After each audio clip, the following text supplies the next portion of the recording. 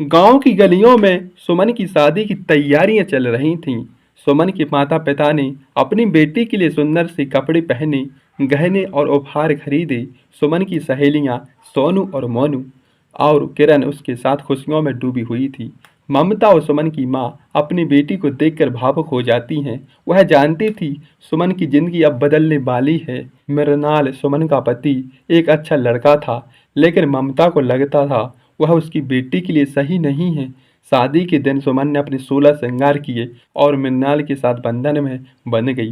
मृणाल की दादी जमुना देवी ने सुमन को आशीर्वाद दिया और कहा, सौभाग्यवती भव। फिर सुमन का विदाई का समय आया। कभी न रोने वाला बाप फूट फूट कर रो रहा था।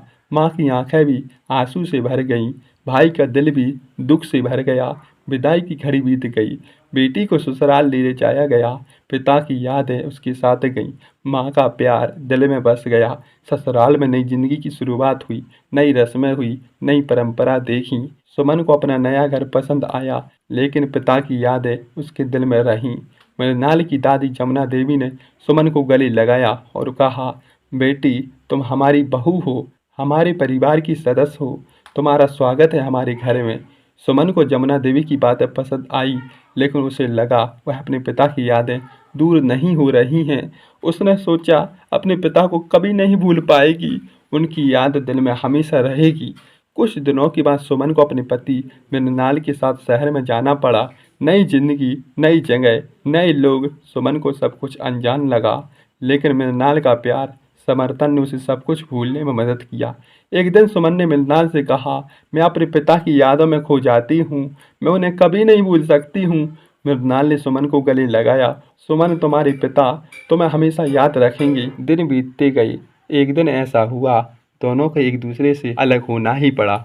मृणाल कमरे में खड़ा होकर देखता है, हर चीज़ मुझे याद दिलाती है। वह कुर्सी जहाँ बैठकर पढ़ता था, वह मेज जहाँ मैं लिखता था, वह बिस्तर जहाँ मैं रेखा के साथ सोता था। हर चीज़ मुझे अपने अतीत की याद दिलाती है, लेकिन अब यह सब छूट जाएगा।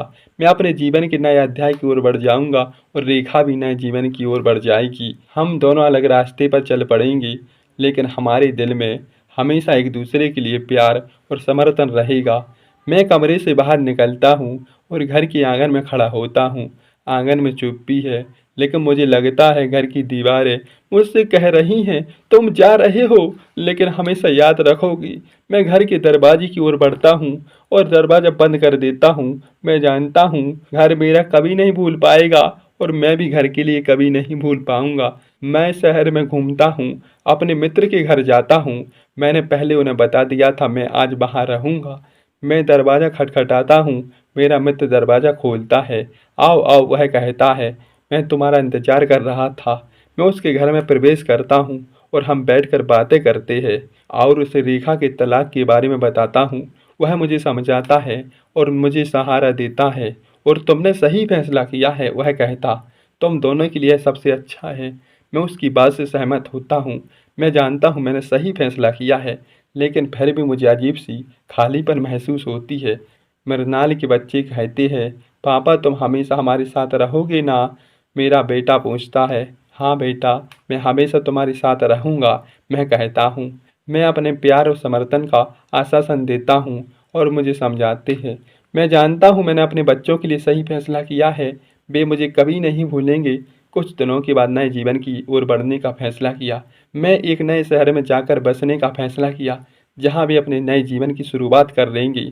मैं अपने मित्र और परिवार को अलविदा कहता हूँ और नए शहर की ओर बढ़ता हूँ। मैं जानता हूँ और एक नई शुरुआत करता हूँ। मैं इसके लिए तैयार हूँ। नए शहर में एक नए घर में बस जाता हूँ, अपने नए जीवन की शुरुआत करता हूँ। मैं नए लोगों से मिलता हूँ, नए दोस्त बनाता हूँ। मैं नए जीवन में खुश हूँ, लेकिन मुझे कभी कभी रेखा और मेरे पुराने जीवन की याद आती है। लेकिन मैं जानता हूँ मैंने सही फैसला किया है और अपने जीवन की ओर आगे बढ़ा हूँ। मैं जानता हूँ मेरे जीवन में अभी भी कुछ बाकी है, मैं इसके लिए तैयार हूँ। कुछ महीने के बाद नए शहर में अच्छी तरह से बस गया। मैंने एक नई नौकरी प्राप्त की, नए दोस्त बनाए और मैंने नए जीवन में खुशी था। लेकिन कभी कभी रेखा मुझे बहुत याद आती है। एक दिन मैं ऑफिस से घर लौट रहा था, तभी मेरा फ़ोन बजा। मैंने फ़ोन उठाया, देखा कि रेखा का कॉल था। मैं हैरान था, क्योंकि हमने तलाक के बाद एक दूसरे से बात तक नहीं की थी। हेलो, मैंने कहा। हेलो, रेखा ने कहा। मैं जानती हूँ तुमने तलाक के बाद एक दूसरे से बात तक नहीं की, लेकिन मैं तुमसे बात करना चाहती हूँ। ठीक है, मैं सुनने के लिए तैयार हूँ, मैंने कहा। मैं जानती हूँ हमारा तलाक हो गया है, लेकिन मैं तुम्हें कभी नहीं भूल सकती हूँ। तुम मेरे बच्चे के पिता हो, मैं तुम्हें हमेशा याद रखूंगी। मैंने भी कहा, मैं भी तुम्हें कभी नहीं भूल पाऊंगा।